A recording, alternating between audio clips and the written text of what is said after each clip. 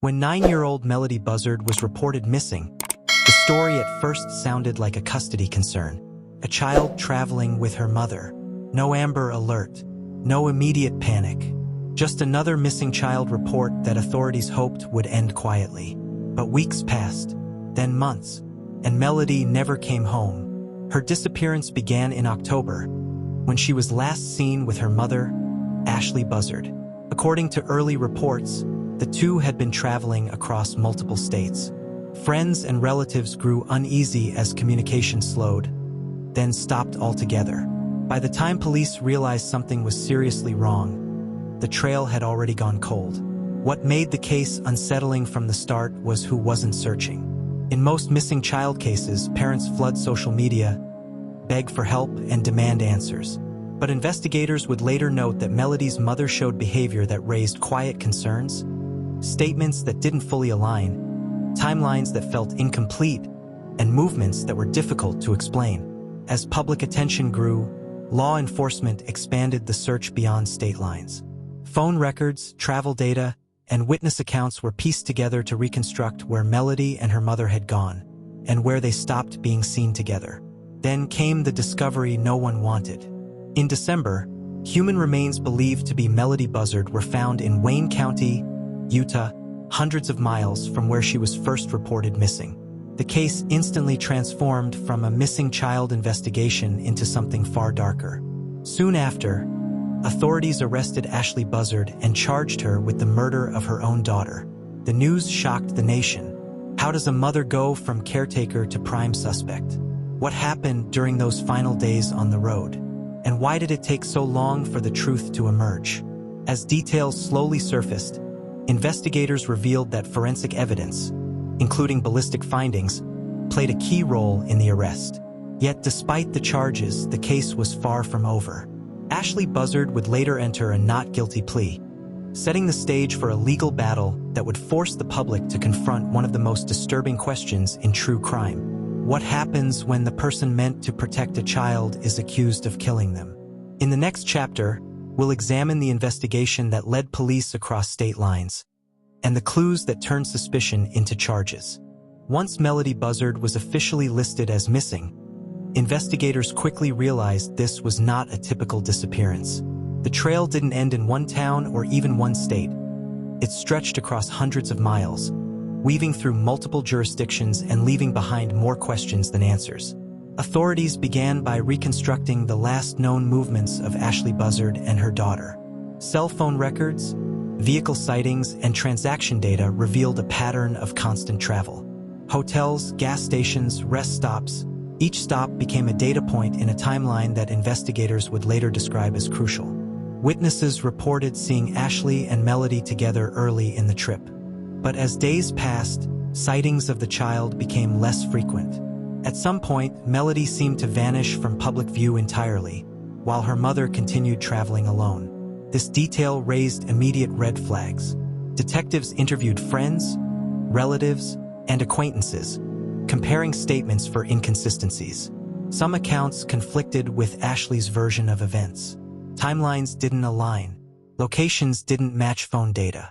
Each discrepancy added weight to growing suspicion. Law enforcement also analyzed Ashlee's behavior after Melodee was reported missing. Instead of urgently pushing for public help, her actions appeared restrained, almost detached. While this alone wasn't evidence, investigators noted it as part of a broader behavioral pattern that warranted closer scrutiny. As the investigation widened, agencies across state lines coordinated efforts. Tips poured in. Surveillance footage was reviewed. Vehicle movement was tracked through license plate readers and traffic cameras. Bit by bit, investigators narrowed their focus to a remote area in Wayne County, Utah, a place Ashlee had reportedly traveled through during the critical time frame. Search teams were deployed. What they found would permanently change the direction of the case. Human remains were discovered in a secluded area, far from major roads and public spaces. Though identification took time, investigators soon confirmed the devastating news. The remains were believed to be those of Melodee Buzzard. The missing child case had officially become a homicide investigation. With this discovery, authorities moved quickly. Forensic teams processed the scene, collecting evidence that would later be described as key to the case. Ballistic analysis, physical evidence, and travel records were all re-examined through a new lens. One focused not on rescue, but on accountability. Shortly afterward, Ashlee Buzzard was taken into custody and charged with her daughter's murder. The arrest sent shockwaves through the public. Many struggled to understand how a case that began with concern could end with such a grave accusation. But for investigators, this was only the beginning, because now they had to answer the hardest question of all. What happened during those final days on the road, and why? Don't forget to like, comment, and subscribe. Hit the notification bell. With the discovery in Wayne County, Utah, investigators shifted fully into homicide mode. Every piece of information gathered during the missing person phase was re-examined, this time with one goal: determining what happened to Melodee Buzzard and who was responsible. Forensic teams focused on the recovery site first. The area was remote, deliberately chosen, and far from routine travel routes. That alone suggested intent. Specialists documented the scene, collected trace evidence, and preserved anything that could later explain how Melodee died and how long she had been there. At the same time, investigators revisited Ashlee Buzzard's movements with renewed scrutiny. Travel records, fuel purchases, and license plate reader data helped build a minute-by-minute timeline. Prosecutors would later argue that these records showed purposeful detours and unexplained stops, moments that, when combined with forensic findings, raised serious concerns. Ballistic evidence became a central focus. Authorities stated that shell casings recovered during the investigation matched evidence tied to the case, linking a weapon to the timeline prosecutors believe aligns with Melodee's final hours. While details were carefully limited to protect the integrity of the case, law enforcement described the forensic links as significant. Behavioral analysis also played a role. Investigators compared Ashlee's statements to verified data points, locations, timestamps, and witness observations. Inconsistencies emerged. Some explanations didn't match recorded movements. Other claims conflicted with physical evidence. Each discrepancy on its own might have been explained away. Together, they formed a troubling pattern. Public reaction intensified as these details surfaced. A case that began quietly was now under national scrutiny. Commentators debated motive, mental health, and the warning signs that might have been missed. Supporters urged caution, emphasizing the presumption of innocence. Others focused on the evidence and the gravity of the charge. When Ashlee Buzzard appeared in court and entered a not guilty plea, the case entered its most consequential phase. The plea signaled that prosecutors would be required to present their evidence in full, and that a jury would ultimately decide the outcome. For Melodee's family and for the public, the plea raised difficult questions. Was there more evidence yet to be revealed? What would experts say about the forensic findings? And how would the defense challenge the prosecution's narrative? As the legal process moved forward, one truth became unavoidable. The investigation had crossed a point of no return. The evidence, digital, physical, and behavioral, had transformed a missing child case into one of the most disturbing parental homicide allegations in recent U.S. crime news. In the next chapter, we'll examine the courtroom battle ahead and how prosecutors and defense attorneys prepared to tell two very different stories about what happened to Melodee Buzzard. As the case against Ashlee Buzzard moved into the courtroom, the focus shifted from investigation to interpretation. The evidence gathered over months would now be filtered through two sharply different narratives, each seeking to explain what happened to 9-year-old Melodee Buzzard during the final hours of her life. Prosecutors framed the case as a deliberate act hidden behind a carefully constructed story. In their filings and early arguments, they outlined a timeline that they say shows planning, opportunity, and follow-through. According to the state, Melodee's disappearance was not sudden or accidental, but the result of decisions made long before she was reported missing. They emphasized travel data, forensic findings, and behavioral inconsistencies, arguing that these pieces form a coherent picture of intent. Central to the prosecution's case was motive. While authorities stopped short of publicly speculating on emotional triggers, they suggested that personal stressors and family dynamics would become relevant at trial. Jurors, they argued, would hear testimony from experts and witnesses who could contextualize Ashlee Buzzard's actions before and after Melodee vanished. The defense, however, presented a starkly different version of events. Ashlee Buzzard's attorneys urged the court and the public not to confuse tragedy with guilt.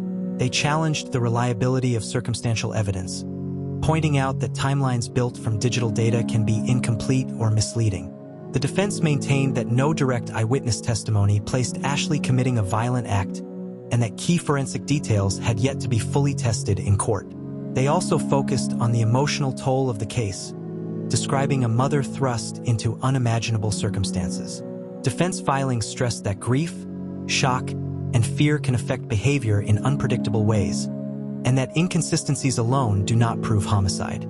As pretrial hearings unfolded, the judge ruled on evidence admissibility, expert testimony, and procedural motions. Each decision carried weight, shaping what jurors would ultimately be allowed to see and hear. The courtroom became a space where science, psychology, and law collided, each side fighting for credibility. Outside the courthouse, public interest continued to grow. True crime communities followed every update, while Melodee's family sought privacy amid relentless attention. Candlelight vigils and online tributes kept her name in the spotlight, reminding observers that behind the legal arguments was a child whose life had been cut short. By the end of the hearings, one thing was clear. The trial would not hinge on a single piece of evidence, but on whether jurors believed the prosecution's story or the defense's doubts. In the final chapter, we'll look at the broader impact of the case, the questions it leaves behind, and why it has resonated so deeply across the country. As the Ashlee Buzzard case moved toward its final phase, the courtroom drama gave way to something quieter, but no less powerful. Beyond verdicts, motions, and legal arguments, the case left behind a trail of grief that no ruling could undo.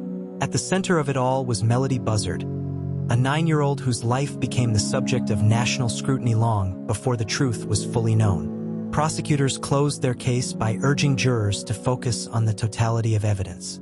They argued that while no crime is committed in isolation, patterns reveal intent. In their final statements, they returned again and again to the same theme. Melodee did not simply vanish. She was failed by the one person meant to protect her. The state asked jurors to deliver accountability, not just for Melodee, but for every child whose safety depends on the adults around them. The defense's closing was equally emotional. Ashlee Buzzard's attorneys reminded jurors that doubt is the cornerstone of justice. They warned against allowing public outrage or tragic optics to replace proof beyond a reasonable doubt. According to the defense, the case was built on assumptions, circumstantial evidence, and interpretation, not certainty. When deliberations began, the courtroom fell silent. For Melodee's family, each passing hour felt like an eternity. Outside, media crews waited for updates, while online audiences dissected every possibility. The verdict, whatever it might be, was destined to divide opinion. But regardless of the legal outcome, the impact of the case was already clear. It sparked renewed conversations about child welfare oversight, parental accountability, and how missing child cases are handled in their earliest hours. Advocacy groups called for faster response protocols and better interagency coordination, citing Melodee's disappearance as a painful example of how time can mean everything. For the public, the case resonated because it shattered a deeply held belief that danger always comes from the outside. Instead, it forced an uncomfortable reckoning with the reality that some of the most devastating crimes occur behind closed doors, hidden by trust and familiarity. Melodee Buzzard's story is not just about a courtroom verdict. It's about the cost of silence, the fragility of childhood, and the responsibility society bears to protect its most vulnerable. Long after the headlines fade, her name remains a reminder of what's at stake when warning signs are missed. And for true crime followers, this case lingers, not because of its mystery alone, but because of its human weight.